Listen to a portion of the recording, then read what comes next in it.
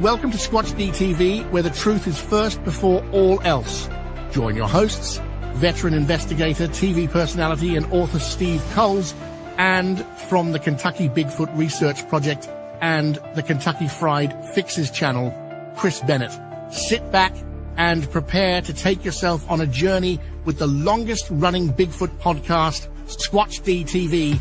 Here are your hosts, Steve and Chris.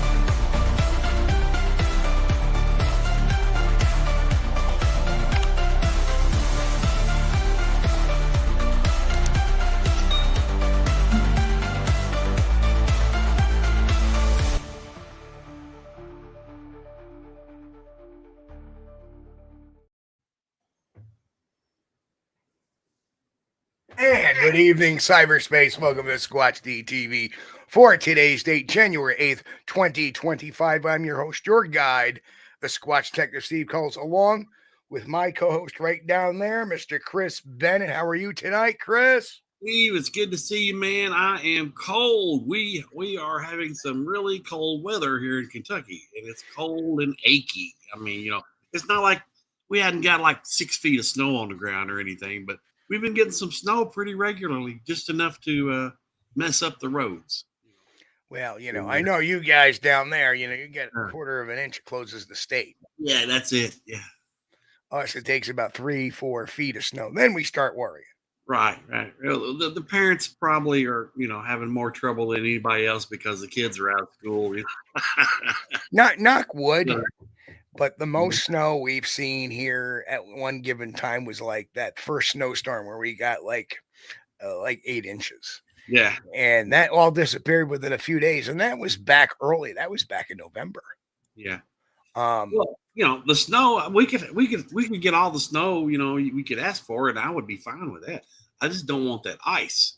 And that's the problem that we have in this area. We get ice. And luckily, Sunday we got some. And the trees are like, looks like Christmas again. All nice, icy covered trees. But it warmed up enough Monday that kind of melted off. Yep. Yeah, well, it isn't warmed up here enough in like a couple of weeks. It's been cold since Christmas. Oh, yeah. We got. Well, no, I can't say that. Before the cold snap, we did have a spell where it was about 50 degrees. Yeah. It was for a couple of days, and then bang, it got cold, and it's still supposed to be cold through next week. Yeah, it's this Arctic air, coming in from the jet stream, and there should be a law against that. The jet stream needs to be, stay up there. No, leave us alone. No, it's amazing when you guys get pounded. Yeah, with that kind of weather. Mm. We've had a windy day today. That's it. We got the polar stuff going. It's cold, right. But when it gets really cold, it doesn't tend to precipitate too much. Yeah. Well, I kind of live, really Kentucky's not considered the South, but it is, again, it is, because we're south of the roughest weather, and just, the line I consider up there in Indiana, Illinois, and Ohio around through there. That's where. Hold on. I wouldn't say that you're south of the roughest weather, because I'll tell you what, tornadoes and hurricanes are a lot rougher than snow, and that's way south. Oh yeah. We got plenty of tornadoes now. Not even hurricanes. Yeah. So you're north of the hurricanes. Right in the middle of tornado country, almost. Yeah, that's okay, man. Those things come through every now and then. It's all right. It's better than dealing with this crap. Cool. Yeah. I think 17 now and supposed to get down to 11 tonight. Oh, no. 11 degrees. Oh, 11 degrees. Yeah, it's just horrible. Yeah, shit. But, hopefully, I've got enough antifreeze in the vehicles that nothing freezes up and gives me any problem. I would prefer to live further south, but, that didn't happen. So we're in Kentucky now. But it'll be all right. I mean, people have got it worse everywhere. Every morning you can hear Chris's car starting up.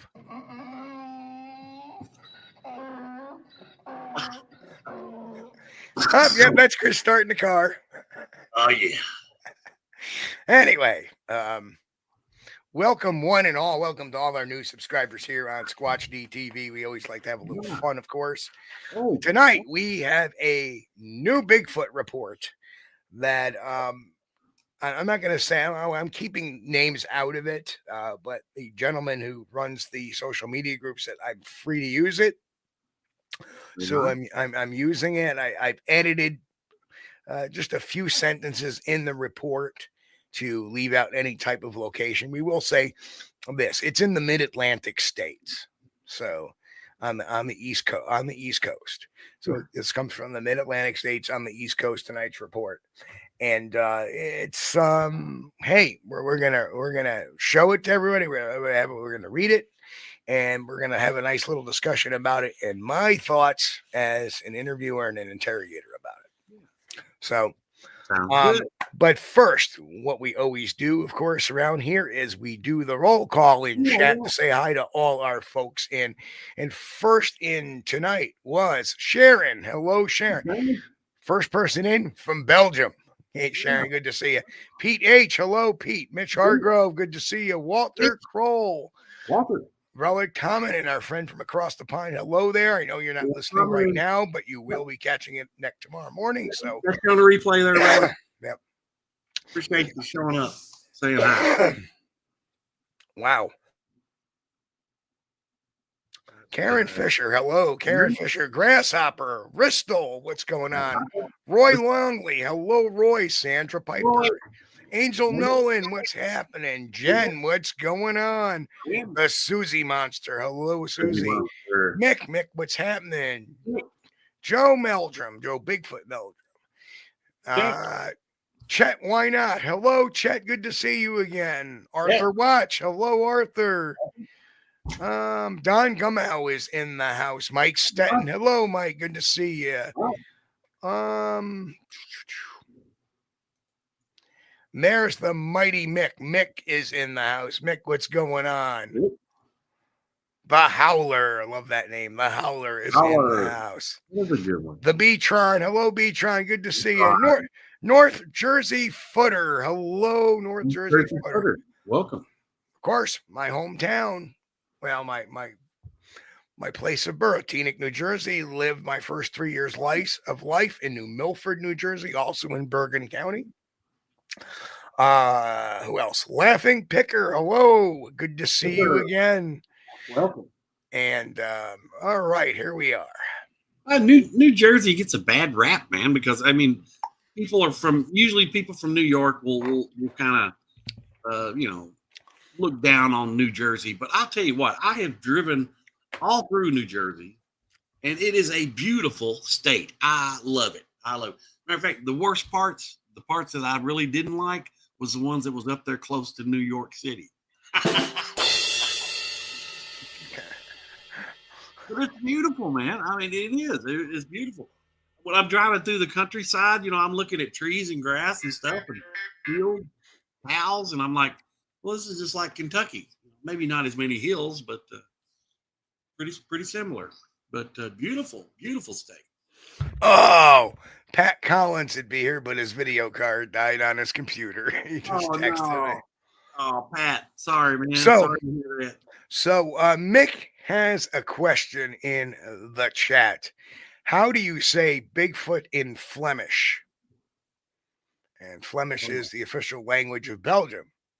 I don't know. I do.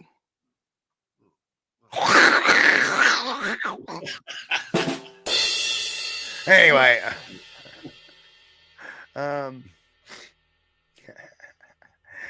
don't know, that was too easy. With the drum thing too. Like that.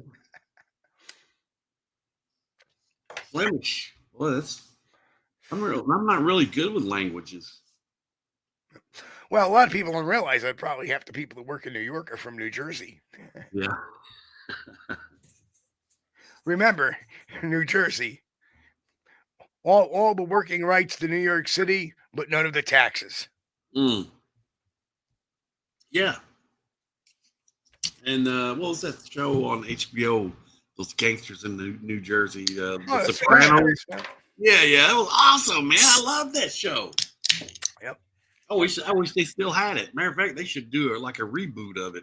Well, what they did do is they did use James, of course, James Gandolfini, who played Tony Soprano, passed away, but his son played him in, I think, the Mighty Saints of Newark, or the Saints of Newark. And that was a spin-off movie of The Sopranos. Oh, right. Well, they could do that. They could do that. They could do like a.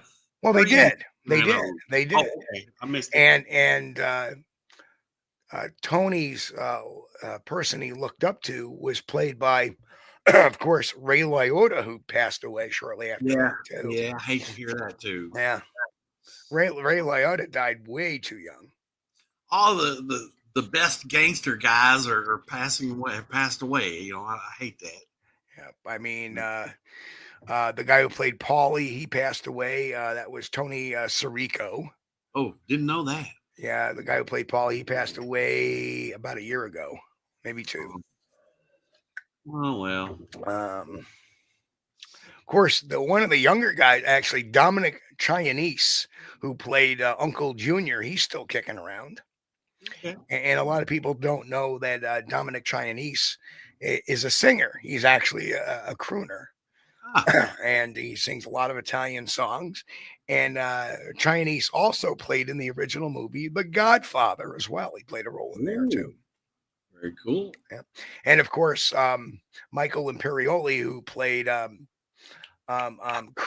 Chris, Tony's cousin, Chris Maldonado, he was in Goodfellas. And he was killed by Joe Pesci's character. He played, I forget the name he played in Goodfellas, but he played kind of like the slow bartender in the movie The Goodfellas. And he finally told Joe Pesci to go off, and Joe Pesci shot him. That was the end of him. Oh, well, yeah, gangster movies. Spider, that was who he played in Goodfellas, Spider.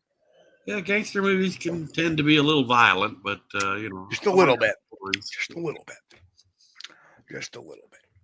Anyway, so anyway, Joe Pesci pretty much retired a number of years ago. So, of course, my favorite all-time movie, has been so many good movies. One of my favorites, though, was My Cousin Vinny. Oh yeah, love it. And you know what? Between him and Fred Gwynn, who played the judge, and Fred Gwynn, for those who don't know, is Herman Munster. Yes. And unfortunately, Fred Gwynn passed away a number of years ago, but what a great movie. Hilarious movie. Love it. Excuse me, did you say Ute? What in the world is it? No, actually, my favorite line in that movie is, "Are you mocking me?" Yeah. That was good, man. That suit. Are you mocking me with that suit? Fred Gwynn was a heck of an actor, and he didn't do too much stuff after he was cast as Herman Munster. Well, he did. A lot of people don't remember him in the original Stephen King adaptation of Pet Sematary. Yeah, I remember. Fred Gwynn was in that one as well. Yeah, he had that really, serious role. Yeah. Really strong. What was it? Is it like a Maine accent or something, or? Well, a really strong New England accent. Okay, he was like, No, not really. He had quite the his own unique type of, because we've had Dave McCullough on the show, and that's the New England accent. I come from the harbor over there by the bar, and even my buddy John Wilk from Squatch-D doesn't even have that type of accent. It was great. It was great though. I loved it. So, well, we better get back onto this Bigfoot. Onto this Bigfoot thing. All right, guys, we get to talking, and then next thing you know, it's half past the hour. And I know. And just so you know, tonight's show is being brought to you by the Grisha School of Driving, where if you have a lead foot, Grisha's got the Bigfoot. Anyway, off to our main topic tonight. Oh yeah, I'm sorry. Did you want that in there? Did you want that? Here. There you go. All right. We got a new rim shot today. Better late than never. That's good. Right.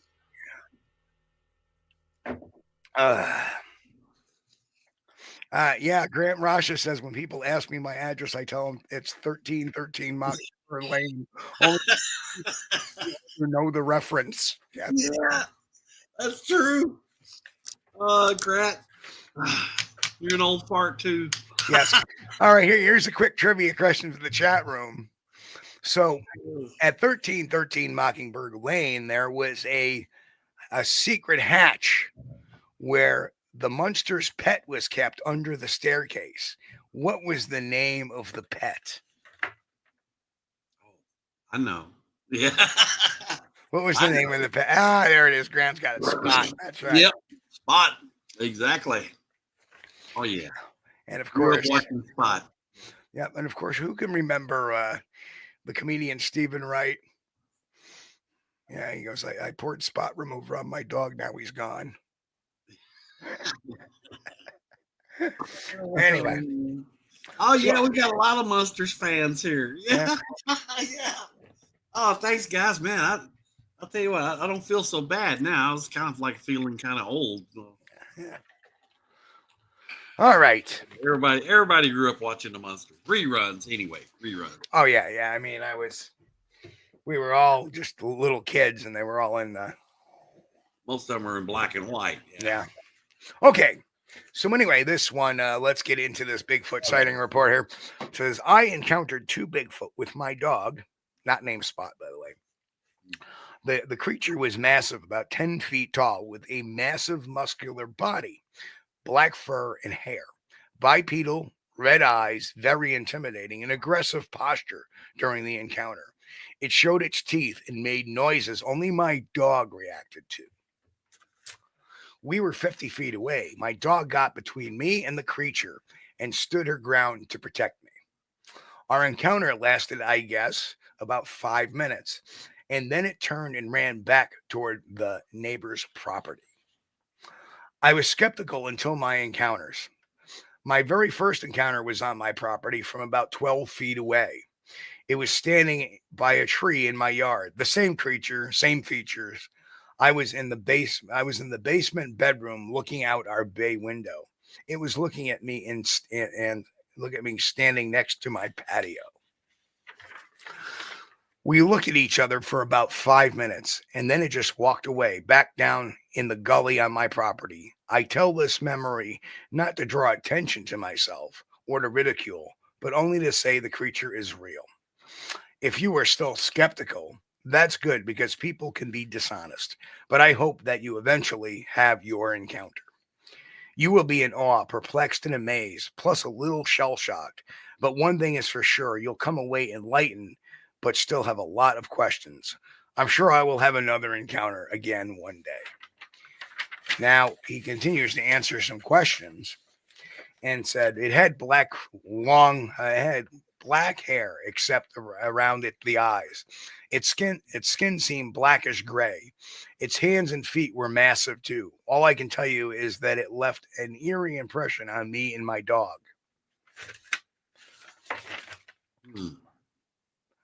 Really? Did you ask your dog? Well, excuse me, Watson. What's your impression of? No, never mind. Since that day, my dog is always wary and looks toward the neighbor's property and acts a little anxious. Well, the black creature made an aggressive stance and made a growl-like noise, and it showed its teeth. I could tell it was a big male. The massive chest, arms, and legs were very muscular. It stood erect, not hunched over. Its skeletal structure looked more human, and when it ran and walked, its gait was more human-like. His arms were long, muscles were massive. His head was rounded, slightly peaked. His stride was long. He was quiet when he moved. Me and my dog were close enough that we could see a lot of detail. My dog saw the creature and first stopped abruptly, hair bristled up, and barked aggressively to protect me. At first, I said, "Leave the deer alone." Then I looked up and I saw what she was protecting me from. I stood there in awe, kind of dumbfounded at first, and then I just observed while trying to keep my dog from breaking her leash. My dog was in an aggressive stance if she was going to be attacked. At first, I could not believe that it was actually happening. Was I a little nervous? Yes, because I did not know what it was, if it was going to charge us. It acted as if it was thinking about mock charging us. I don't even know what Bigfoot's thinking. But instead, it showed its teeth and made a sound. Then it ran away after a few minutes. When I'm outside, I observe. I listen a lot of times. I'm just in the back of my property, just feeding chickens or doing stuff in the yard or managing my property, blah, blah, blah, blah, blah. Rest is all kind of managing my deer plots. I just stay aware of my surroundings, listening and looking while maintaining my property. Yes, there are a few notable contradictions. Yes, there are a few notable contradictions here. Well, my first impression is the behavior doesn't sound right from the dog. That was my first impression. Right. We had, on the home farm there, it runs right alongside Blue Springs Creek, and that was I don't know if I want to say migration path, but it was definitely a travel corridor in the early spring and late fall for these creatures. And we had a border collie dog, which, I consider them to be the most intelligent breed of dogs, because this dog actually could understand English. You give her instructions in English and she would carry them out, just like any human would, And one particular night, it was about 2 a.m., one of these things went through and screamed, squalled, and it rattled the windows of the old farmhouse. It was so close and it was so loud. Rattled the windows. And this dog was not scared of anything. Matter of fact, Right. She was a biter. We had to, if anybody came up, to the back door there, they couldn't get near the back porch without getting bit. So we had a lot of problems with her biting people. But this particular night, that's kind of funny because, the little one here, until he had his little operation, he was a humper. He met you for the first time. Within like 3 to 5 minutes, he's trying to go after your leg. Well, this border collie, she was a biter, and believe me, she would get you. If somebody pulled up, we had to hurry up and get outside, because if we weren't outside, she would bite whoever pulled up. But anyway, she did not want any part of that squalling creature. She tried to get in the back door. She was whimpering and wanting to get in, upset. She was anything but brave. And so when I see that this guy's dog has bristles stood up on its back and it was protecting him from the Bigfoot, I don't know. That just doesn't seem to mesh with that the lady, and she's smart. She was smart. The border collie, she was smart. So that behavior doesn't line up with hers. Well, I guess what I'm looking at in this report, it seems to be some contradictions. Yeah, I know. Go ahead. It says, it had red eyes. Well, that's very unusual for a creature to have red eyes. To me, it sounds like the guy was reading some Bigfoot reports where there's some red eye shine, right? There's no mention of what time of day this is or night, right? But I would assume it's daytime because they were 50 feet away. And he saw all this intricate detail, and there's no mention of a flashlight. Yeah, I probably wouldn't want to take your dog walking, traveling in the woods at night. Well, interesting. Danny Weeks says border collies equal intelligence to a platypus. Very good. and just another little fact, they're both marsupials also. Anyway. Danny, if they are, that would be frightening, because border collies are scary smart. But they come from the same part of the world, though. Really, border collies were originally Australian. Didn't know that. I believe so. Yes. Well, they're pretty smart. Pretty smart. But, they were 50 feet away, but he's saying, oh, it's about 10 feet tall. So it seems a little exaggerated. The height seems slightly exaggerated. The red eyes got me. Said it had a rounded head. Said it had a rounded head, but it was a little peaked. Well, that's a contradiction of itself. Well, yeah, that's kind of like saying it was wet, but it was very dry. Yeah, well, it was dry, but it had slight dampness. Right. The head was rounded, but it was peaked.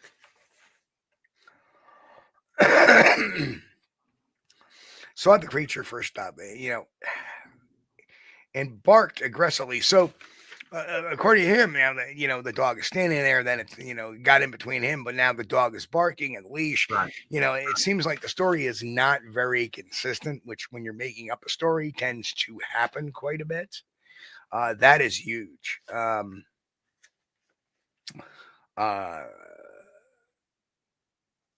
He acts like it acted as if he was thinking about mock charging us. Well, exactly how do you know what a Bigfoot's thinking, mock charging? I mean, was it, you said it was standing up straight, but if it's going to charge you, wouldn't it kind of be hunched?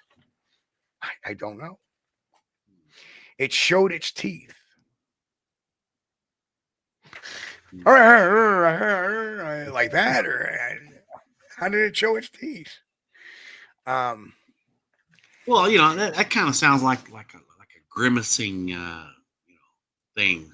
Well, yeah, I mean, but again, this could be from reading other people's reports and other primates, like a chimpanzee or a gorilla will.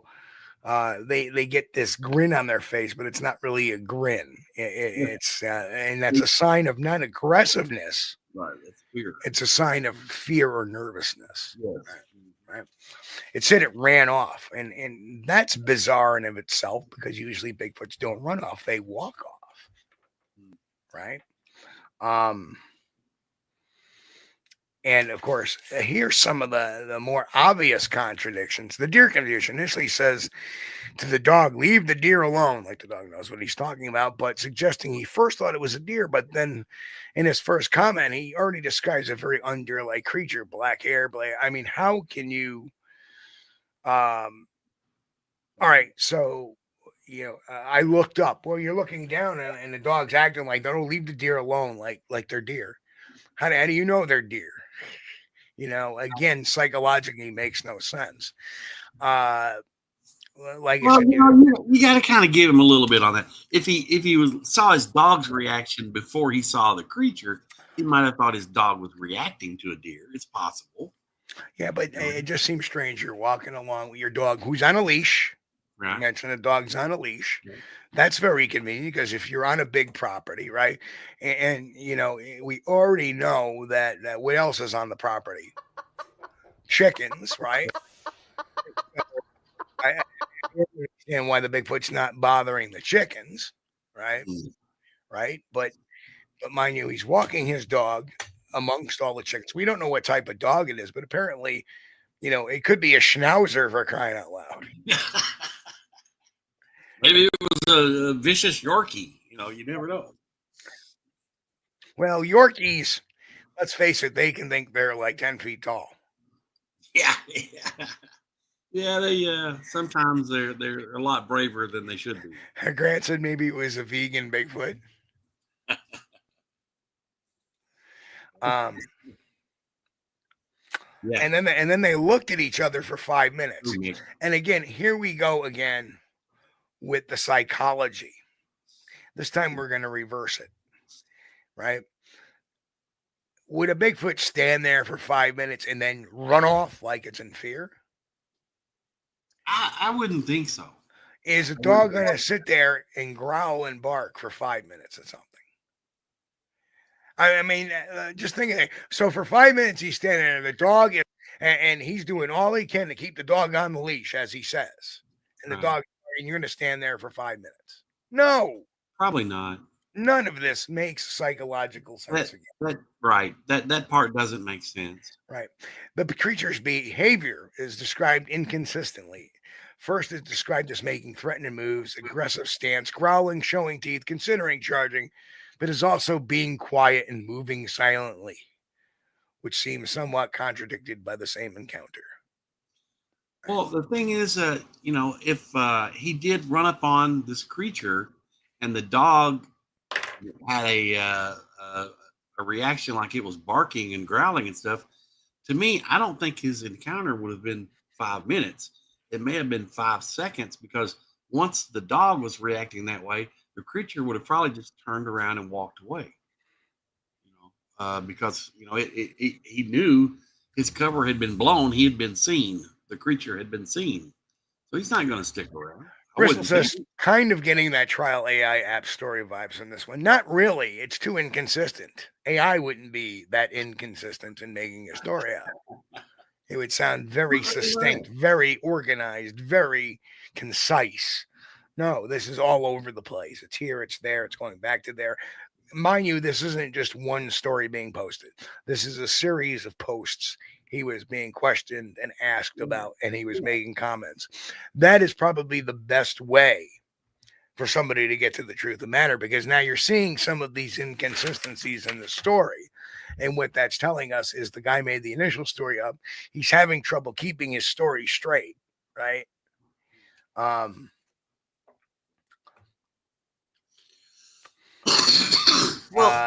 to me, the dog's behavior doesn't seem.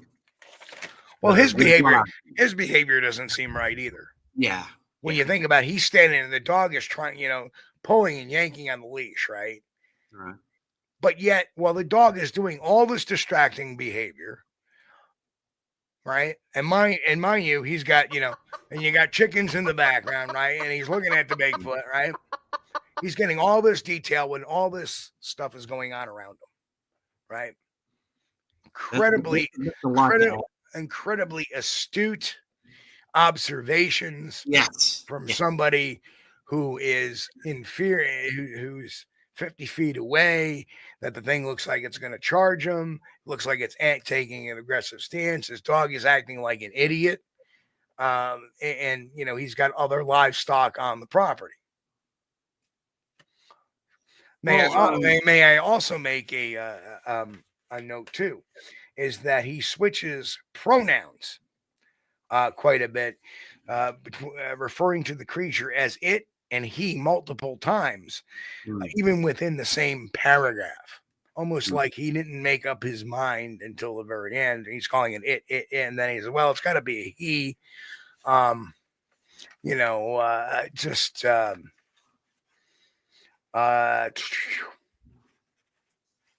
and then I guess finally is that in later comments he talks about being observant of nature.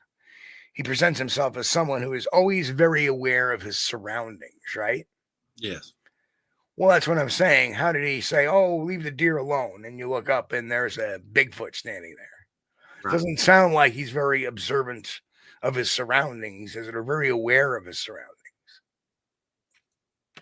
Because he mentions the dog acting, he's mentioning that. He doesn't mention that the livestock were quiet, because I don't know if anybody's had chickens before, but they're not the quietest bunch of, if you got chickens, you also got roosters too. And if you got chickens wandering around, let's just say he doesn't have roosters. The chickens are still clucking and pecking each other. I don't know how they would be like hanging out in the woods either. I mean, usually chickens don't hang out in the woods. No, but it's on his property, and he doesn't say he's in the woods, right? Because then he says he takes off and runs towards his neighbor's property. Okay. Right. So, obviously he lives near some cover, but... Yeah.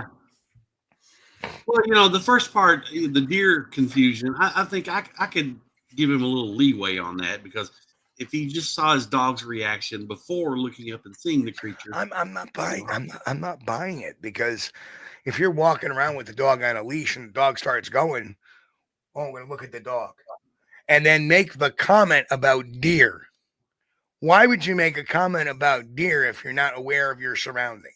More than likely, I would probably look up to see what the dog was going after. Right.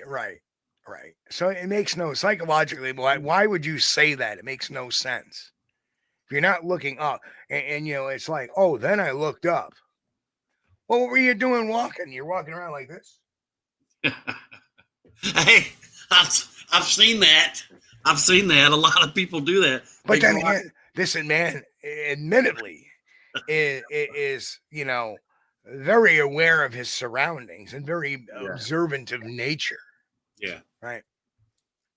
And then again, like Pete H says, this goes on for 5 minutes. And that in of itself is like, all right, it lasted a minute and a half. It lasted 2.5 minutes. 5 is just such a kind of generic rounded number. It sounds fake in of itself. Okay. Now, my personal opinion that is if you have a sighting up to 2 minutes, that's a heck of a long sighting. That's really, man, you couldn't ask for nothing better, to observe one for 2 minutes. Right. Usually I think it's going to be a whole lot less. And usually when you get something that's over, unless you're sitting in a tree stand, right, and you're watching the thing moving along the ridge line or something like that, if you're having a face-to-face encounter with a Bigfoot, right, anything over a minute or two, now we're starting to get in imagination land. And it seems to be that every single report I have ever gotten that was longer than, say, 3 minutes was complete and utter bullpucky. Yeah. Because guess what? Those creatures are not going to stand around, especially if it's taking an aggressive stance and you have a dog, right? Yeah. Right? It's not going to stand around. It's going to look at you and it's going to keep on hoovering, right? Mind you, it's not on its territory, so it's not going to act aggressively because it's not in its territory. It's actually in your territory, and it's doing something, either ranging or looking for food or whatever. It's not just hanging out, right? I don't believe these things do anything without purpose, right?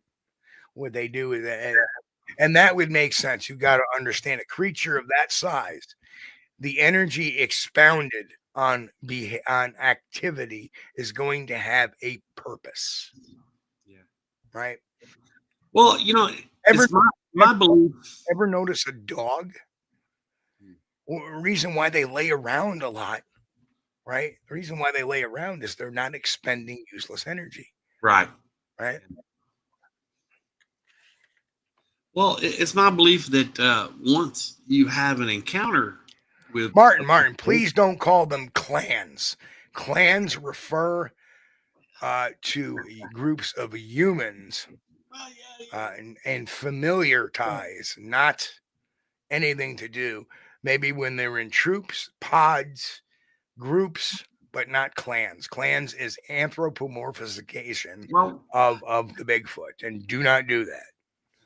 It's my personal opinion that if you're out and you have an encounter with one of these creatures, you're in the woods, you see a Bigfoot, or you're somewhere, you see a Bigfoot.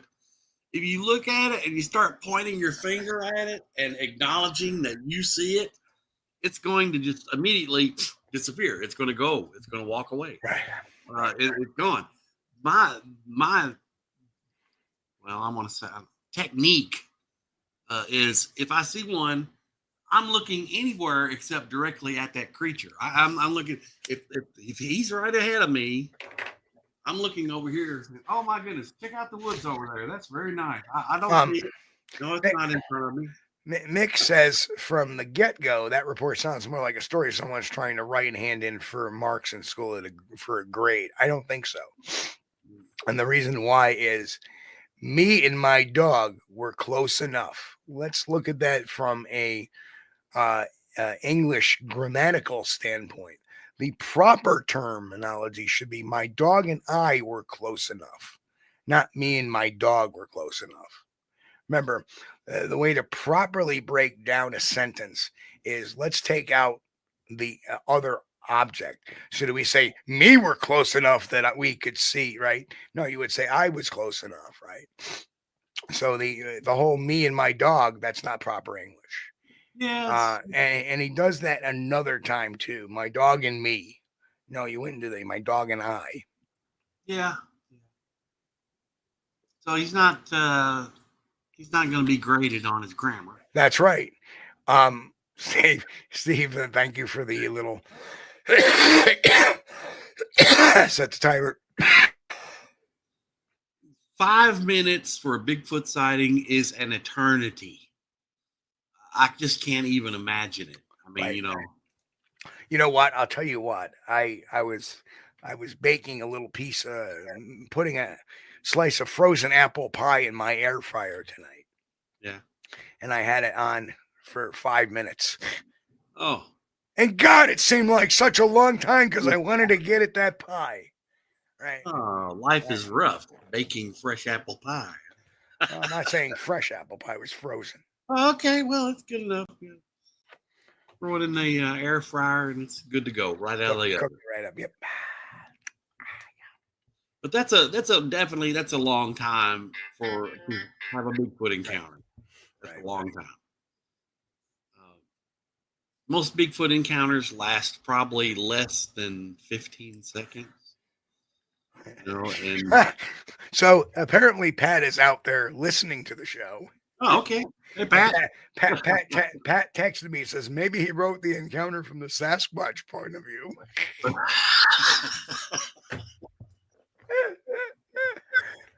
Well,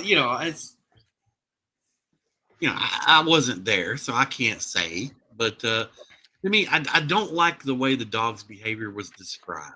That's about the only thing I can say about it. I don't like this one because of the description of the dog's behavior. Right. And whether this guy had a sighting or not, I really can't say. Well, he's had 2 sightings. Apparently, remember the other one he saw in the basement window? Was it the basement? But I will say that my very first encounter was on my property from about 12 feet away. It was standing by a tree in my yard. The same creature, same features. It was in the I was in the basement radio. All right, see, and there's a contradiction right there in itself too. My very first tell me, where is the contradiction? My very first encounter was on my property from about 12 feet away. It was standing by a tree in my yard. The same creature, same features. I was in the basement bedroom looking out our bay window. Who has a bay window in their basement? Who has a bay window in their basement? Well, that would be odd. Yes, that would be odd. Right. It was looking at me standing next to my patio. Wait a minute. You just said it was in a tree. It was by a tree in your yard. So do you have a tree on your patio too? Well, now a patio would definitely be on the ground level floor. So I'm not sure about the terminology there. He's in the basement or in his ground level floor. Right. And again, Grant, only in about 10% of the cases is a smell report. I mean, I've had 2 sightings. I didn't smell it on my sightings. When I heard it walk around me and I got before it and cast, I smelled it then. So, smell either way, it depends on a couple of factors, whether or not it could be a pheromone release, or an olfactory gland that lets loose under stress, or it could be just a bad hygiene Bigfoot at the time. So, well, and if he's got a tree within 12 feet of his house, that's too close. He's going to have problems there. I can tell you. 12 feet near your home is too close for a tree. None of it makes sense at all. When they grow up, get bigger, you'll have problems. And that paragraph is probably best at summing up whether or not this is truthful or not. A bay. You have a bay window in your basement. What do you have, a moat around your house? I don't get it. I know a patio is on the ground floor because your patio is on the ground. Okay, So he's not going to have a patio in his basement. Maybe it's terminology. Maybe he's using. Yeah, and Roker Gepta. Hello, Roker. Good to see you again, sir. Says the house is on uneven ground, allowing, perhaps.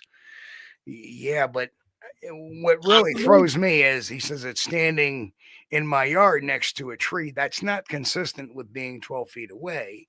And then he says it's on the patio. So what is it? Is it on the patio or is it next to the tree out in the yard? Whatever it is, it sounds like he's just typing away, trying to get out a fast response or a fast answer in response to questions or commenting. Could be like a split level home where he has a basement that also has an approach, like for a driveway and a garage. Something. He may have a bay window and a patio out there. It's possible, but I just don't. Yeah, I mean, a basement usually means a foundation, right? Yeah. My basement bedroom. So would you have a bedroom? A bedroom having a bay window is kind of unusual a lot of times. Yeah, that's kind of odd. Usually, a bay window is like usually in the living room area, something, right. Or maybe in the kitchen, dining room thing. But hey, it could be just a difference in the terminology there. He might be living in a split level home that has ground access at the basement. That's very possible at the basement level. So it's possible. It's possible. I mean, it's possible. But a lot. But what's really got me is it's standing in my patio, but a minute before it was standing in his yard next to a tree. Yeah. And he's only 12 feet away. That's really, really close. I mean, 12 feet away is that's really close. Right. And from me to the back wall is 7.5 feet. Yeah. Here.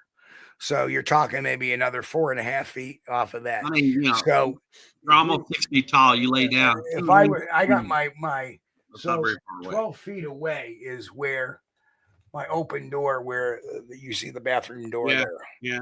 That would be 12 feet away. That's not very. That's really close. Right. As you can tell, the missus is at work tonight. That's why on Wednesdays the missus is at work. So that's why I can leave that door open and not hear a TV in the background or try to drown out any background noise. Oh, man. But now, that's really that's really close. 12 feet. Man, you could get a really good facial description from 12 feet away. Right. Really good.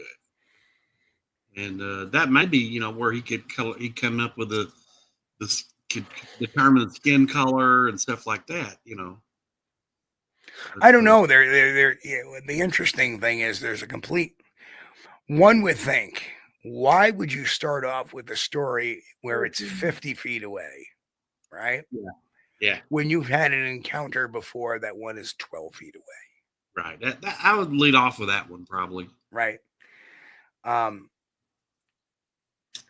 Why does all the detail about the creature come from the 50-foot encounter, not the 12-foot encounter? I mean, there's just too many contradictions, too many holes in this story that I would be like, and this was posted in a group, and that's the reason why. Actually, the group admin asked me my opinion. Yeah. And I said, well, I'll break it down a little more on the show when he let me do that. I said, but here's my initial report. And that's when I gave him about the gender confusion and the deer confusion and observation timeline and action description and activity claims.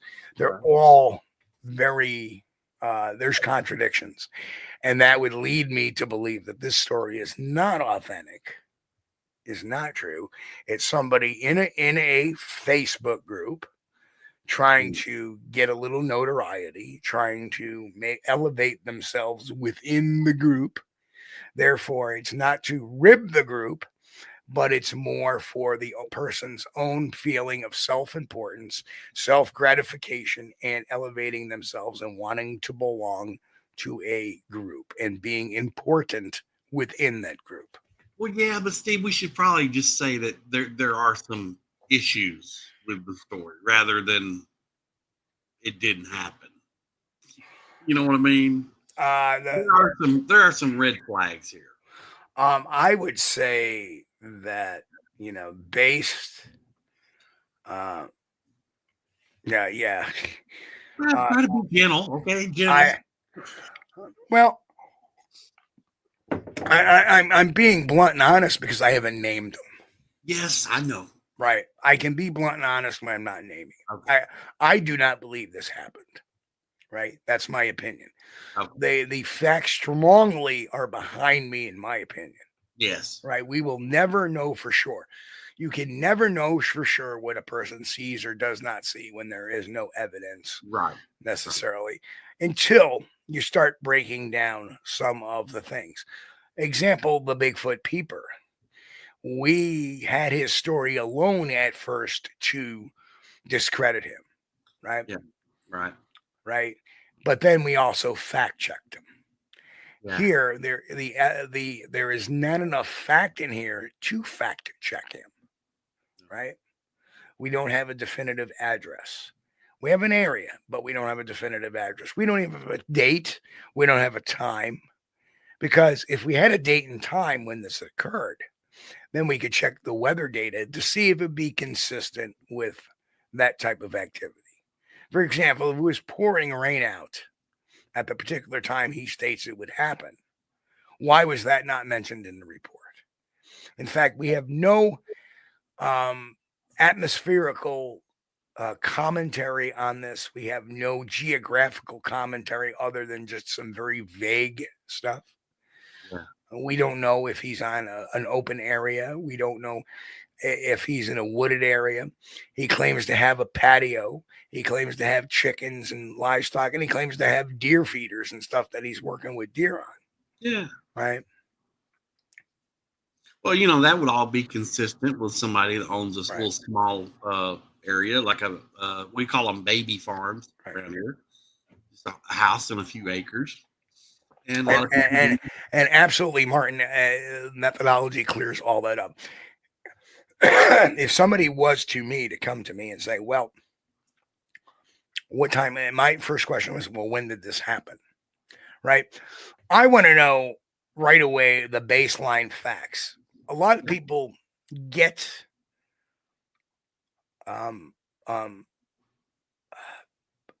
their senses become overexcited sometimes, I should say. So when somebody comes up with a sighting report, the first question out of the mouth, well, did it do this? Did it look like that? How did it act this way? Whoa, time. When did this happen? What time did this happen? What was the weather out at this time? Right. Those are the first big three things. Where did this happen? Right. Yeah. So with those four things, right, I can start to verify if the story is being factual. Yeah. Right. Right. That's where you need to start on any Bigfoot report. Start at the beginning. Well, you start in the middle. You start your math. You start your not your math, but you start your methodology with the facts. Right. Exactly. Who, what, when, where, and why. Now, you may not know the why. Well, the why could be, well, I was walking my dog in the woods. Okay, that's good enough for a why. Sure. The who, okay, we got the dog and that. We have the who and the why. But we don't have the what, where, and when, right? Because those three are super important. We have kind of the where. So I can do without the where for now. Because I have a general area. In fact, I have a very specific area where he says, okay, it's in the area of this town. That's why I omitted it, right? Right. So now if we have the who, or I'm sorry, the when, right? And what time, We have those two pieces of information. Then we can begin to fact check. That's why those 5 pieces of information, who, where, when, where, why, are so important in any Bigfoot report. That's the first thing we should be asking, right? No, right. When somebody takes a photograph, how many people out there in Facebook land do not ask, what type of camera did you use? Right? Right. What type of video camera did you use? Right? If we don't have that bit of information, then we don't know the limitations or the expectations of that particular device.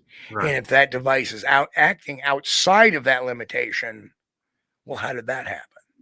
Right? So that's why it's so important to have all that bit of information. Got to get the where, when, and why. That way you can know where they're at, when they were, and then you find out why they were there, and then you can check the weather. Right. Why were you walking your dog during a rainstorm? Right.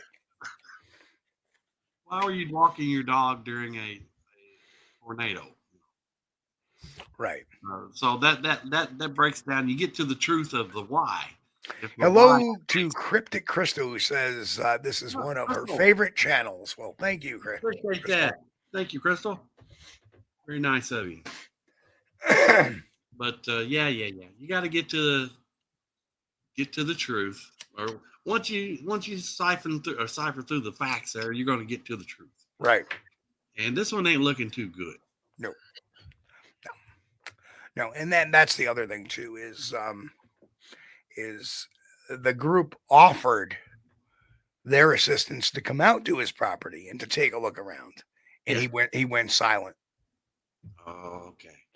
Which leads me to suspect, well, I'm not looking to publicize myself. Why you're posting it in the Facebook group? Yeah. Right. Well, if there's something going on out there, maybe, private, could be a private person. You really can't fault them for that. Well, if they're a private person, then they just wouldn't say nothing. They wouldn't publicly post under their real name in a Facebook group. Yes, he would not be in the Facebook group if he was a private person. Right. It was like that one person years ago who put a Bigfoot video on YouTube, and they said, well, I put it up there. I didn't want all this attention. Well, why'd you put it on YouTube? Makes sense. Right. Well, why? If you didn't want the attention, then you show your friends in your small groups and at your little dinner parties, but you don't put it publicly where millions of people can see it every day. Yeah. Grant says, why post it there? Bigfoot can't read it. Yeah, I see that. That's pretty good. We don't think they can read, Grant. All right. Well, we'll have to give them one of these for that one. Good. Well, anyway, Chris, we are at the hour already, so. Oh, well, that was fast. But I thought this was a pretty good show, though. I enjoy talking about new sightings and stuff. And turning it into a teachable moment. Yeah. That's what's so important about doing shows like this is the reminder of how this breaks down. When you look at the questioning in the Facebook groups, they're missing the marks. Yeah. The who, the what, the when, the where, and the why. Yeah. We know the who. We like I said, we know a few of them because they volunteered that. We know the who. It's a guy and his dog. We know the where, kind of, but we don't know is the when or the when or what time, and that's so important. But it's a good effort. The truth is what I want to hear. I may not always like it, but when I speak or tell someone something, I want to be passing on facts, not fantasy. Very true, Chris. Very true. Yeah. That's right. Good point. And the other point is that when we go forth with the real fact, and not fantasy and not stuff that can be contradicted, we kind of take the skeptics off guard. I'll take some of the skeptics' information. Yeah. Some of the skeptics come up with some of the best information at times. Yeah. Just because we don't necessarily like it, or it may not be, let's face it. Say I am a guy that owns an oil company or an oil tanker, right? An oil tank. I own this oil tank. I have this environmentalist come over, and I may disagree with him diametrically on whatever. But if he comes up to me and says, "Hey, your oil tank is leaking," I may not like what the guy has to say 90% of the time, but he's giving me a fact. Right. My oil tank's leaking. I better fix it. Right. Right. Yeah. So when you look at that, it's why it's so important to listen to skeptics, and I just kind of frame that. Yeah. But anyway, we will be back Sunday night. Chris, do your thing. Everybody, thank y'all. Everybody in chat, appreciate you guys hanging out with us on Wednesday. We're so honored to have you guys here. We know we got the greatest audience we could ever hope to have. Thank you so much. We're not worthy. We're not worthy. Your first night here, make sure to hit the subscribe button if you hadn't already, and smash that thumbs up button on the video. They tell us it helps the algorithm thing, whatever that does. Yeah, so do that. We appreciate you, and that way we can continue to bring you good Bigfoot research and the truth. That's the main thing. That's it. But thanks, guys. Hey, folks, I appreciate everybody coming in here on a Wednesday night. It's a quick hour, man. That flies by. That's why I never remember we used to start this podcast on an hour show. And it used to just go by just like tonight did. Gone. But anyway, I want to thank everybody for showing up here tonight. We will catch everybody here Sunday night, 9 p.m. Eastern with an all-new Squatch-D TV. Until then, everybody, keep warm.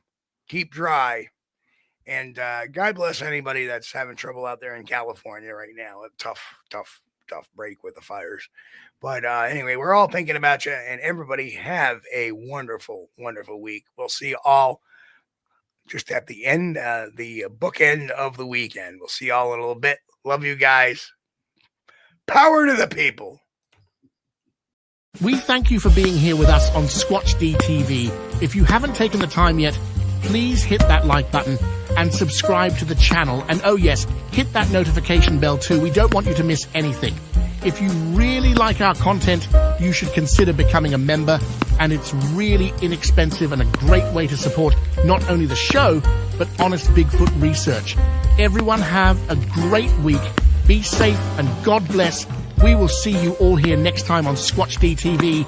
Keep on squatching.